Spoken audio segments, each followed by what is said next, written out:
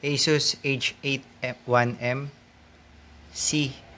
So yung motherboard na to, ang problema niya kapag ka-on siya, iikot lang ng saglit yung fan niya, tapos mamamatay na. So kahit paulit-ulit mong gawin yon, iikot tapos mamamatay. So hindi siya magkaka-display. So sa pagdadiagnose ko kung ano yung problema niya, yan, meron akong pinalitan dito.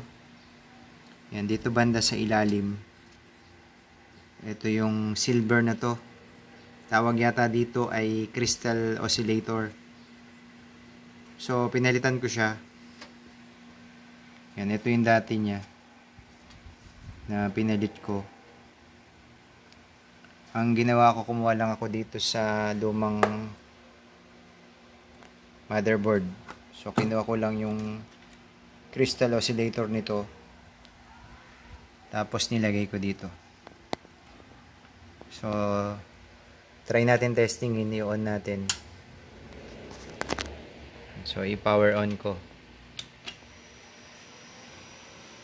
Yan, nagtuloy siya.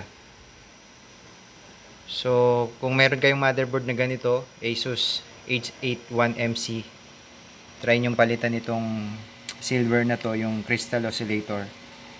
Baka ganun din ang problema nyo. May save nyo pa yung motherboard nyo.